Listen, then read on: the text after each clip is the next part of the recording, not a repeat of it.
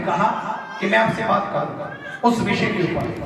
आमीन। और कहा दूसरा कुरिन्थिया 5वां अध्याय उसकी 17 नंबर आयत में भी एक सृष्टि बनाई गई है।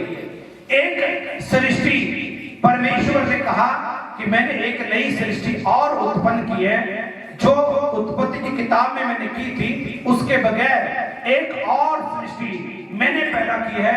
और उस सृष्टि के बारे में अभी हम पढ़ेंगे कि वो कौन सी सृष्टि है और वो किसको कहा गया। हालेलुया, हालेलुया जी। इसलिए यदि कोई मसीह में है तो वह नई सृष्टि है, पुरानी बातें बीत गई, देखो सब बातें नई हो गई हैं। तारीफ करें इस वचन के लिए। हालेलुया, जी। एक सृष्टि उत्पत्ति की किताब में यहोवा की ओर से की गई। दूसरी सृष्टि दूसरे कुरिन्थिया के अंदर प्रभु यीशु की आत्मा के द्वारा की गई। और यह लिखा गया कि अभी जो कोई मसीह में है, अभी जो कोई मसीह में है वह नई सृष्टि है। कौन सी सृष्टि? कौन सी सृष्टि? नई सृष्टि है। देखो 2021 की बातें बीत गई और आज 2022 की बातें जो आने वाली हैं वो सब नई होगी यीशु के नाम से। मैं आप सबको बता रहा हूं वो नई हो चुकी है। नई बातें आपके जीवन में खुदावन यीशु के नाम से कार्य करेंगे। और उत्पत्ति की किताब में एक सृष्टि का वर्णन किया गया जो आकाश और पृथ्वी के बारे में लिखा गया, बताया गया, बनाया गया। लेकिन नए नियम के अंदर दूसरा कुरिन्थिया 5:17 के अंदर भी मसीह में जो कोई है, जो कोई मसीह में है वे नई सृष्टि है। देखो पुरानी बातें बीत गई, सब नई होगी, सारी बातें नई होगी। आपकी उदासी आनंद में बदल चुकी है यीशु के नाम से। आपकी रोना हंसी में बदल चुका है यीशु के नाम से। आपकी कमी खुशी में बदल चुकी है यीशु के नाम से। आपका कर्जा उतर चुका है यीशु के नाम से। आपके जीवन की निराशा आशा में बदल चुकी है प्रभु यीशु के नाम से। क्योंकि पुरानी बातें बीत गई, देखो सब नई हो चुकी है। और जब बातें नहीं हो जाएं तो हमारा सोचने का, चलने का, समझने का तरीका कैसा होना चाहिए? नया या पुराना? हम अपने परिवार को पुरानी नजर से देखेंगे या नए साल में नए तरीके से देखेंगे?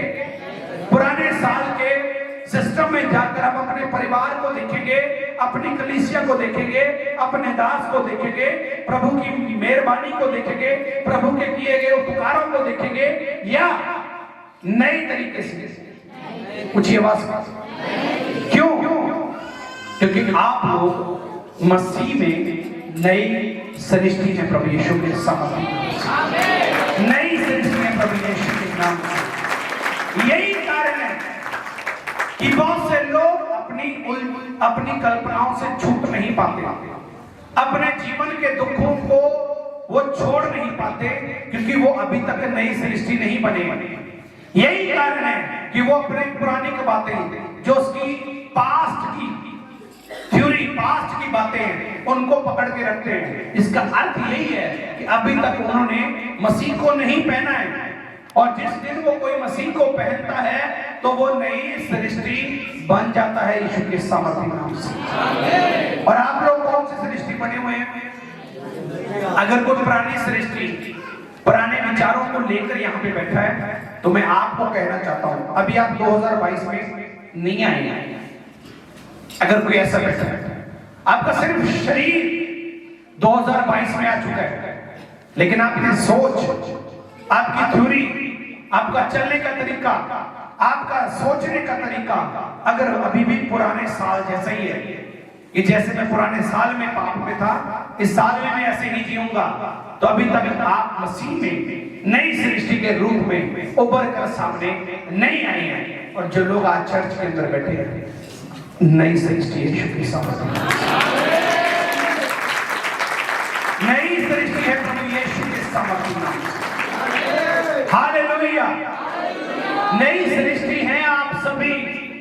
अगर आप प्रभु की हजूरी में आज बैठे हैं, तो क्या पुराना मनुष्यता, पुरानी मानवता, हमारे अंदर जो पाप वाली मानवता थी, उसको जिंदा रखना है, उसको खत्म करके आगे बढ़ना है? ऊंची आवाज में बोले। उस मनुष्यता को जो पुरानी है, जो पुराना चाल चलन है, उसको उतार कर फेंकना है या उसको साथ लेके ऐसे ही हमने चलना है? उतार कर फेंकना है, क्योंकि प्रभु ने नई सृष्टि हमें बनाया है और वो चाहता है कि नई सृष्टि के लोगों में बातें भी नई होनी चाहिए। प्रभु यीशु के सामने बातें भी नई होनी चाहिए आपके जीवन में। हालेलुया। और अगर वही बातें, वही चाल चलन, वही रहन सहन का तरीका, वही मुंह से गंद मंद बोलने की आदतें, वही हमारा रहन सहन, वैसा ही जीवन अगर हमारा रहेगा, तो हम नई सृष्टि नहीं बने। अभी हम मसीह में अभी हम आए नहीं है। बस चर्च तो आते हैं, बिल्कुल आते हैं, आपका शरीर आता है, शरीर आपका भवन में आता है, वो दिखाई देता है। लेकिन यहोवा ये कहता है, यीशु मसीह ये कहता है, मैं तेरे हृदय और तेरे गुर्दों को जानता हूं, मैं तेरे मनों को जांचने वाला, जानने वाला परमेश्वर हूं। और प्रभु चाहते हैं कि जो 2021 में आपके घरों पे हुआ, एक दूसरे के साथ आपकी नोक झोंक हुई, किसी भी कारण या किसी भी वजह से, मैं आप सबको कहना चाहता हूं, वो सारी बातों को छोड़कर आज आप अपने घरों में एक दूसरे से बड़े प्यार से जाकर सभी ने एक दूसरे को जय मसीह की बोलना है और कहना है कि हम प्रभु में गए थे, आज चर्च गए थे और वहां से हमने प्रभु के दास से ये बात सीख के आए हैं कि हम नई सृष्टि हैं। तो पुरानी बातें बीत गई, तो सभी ने आज अपने घर जाना है और जाके एक दूसरे के साथ अच्छे से बात करनी है और सभी को कहना है कि मैं तुझे नई सृष्टि बनाना चाहता हूं और तू भी अपने अंदर से पुरानी बातें निकाल दे, मैंने तो निकाल दी है। और जब आप ऐसे चलेंगे तो आप जंग जीतेंगे यीशु के सामने। नफरत की जंग को आप जीत जाएंगे प्रभु यीशु के नाम से। आमीन। पिछले 2021 में अगर मेरी वजह से, मेरी पत्नी की वजह से, मेरे परिवार की वजह से किसी को कोई दुख हुआ, किसी को कोई ठोकर लगी, या मैंने किसी को कुछ ऊंचा नीचा बोला, गुस्से में, आत्मिक गुस्से में मैंने किसी को डांटा या कुछ भी ऐसा, तो मैं आप सबसे माफी मांगता हूं। जब मैं मांग सकता हूं, आप भी मांग सकते हैं प्रभु से। मैं आप सबसे माफी मांगता हूं, पवित्र आत्मा से माफी मांगता हूं कि खुदावन अगर मैंने किसी का दिल दुखाया, प्रभु मुझे माफ कर। और इस साल में जितना लायक बना कि मैं किसी के लिए ठोकर का कारण ना बनूं, प्रभु यीशु की सामर्थ्य। आमीन। तो यीशु आप सबके इस वचन के द्वारा बहुत सारी आशीष और बरकत दे। आप सभी नई सृष्टि और नई सृष्टि बन के रहें। और जितने भी ऑनलाइन देख रहे हैं, आप सबको नए साल की शुभकामनाएं, हैप्पी न्यू ईयर। प्रभु आपको इस साल में उन्नति, तरक्की दे और आप पिछले साल से भी ज्यादा इस साल आत्मिक उन्नति को प्राप्त करें। खुदावन आपके बच्चों को, अपने परिवार को, आपके घराने को सलामत रखे और आने वाले साल में आप बड़ी बरकत को हासिल करें यीशु के नाम से। आमीन। God bless you. सब जब तारीफ करेंगे तो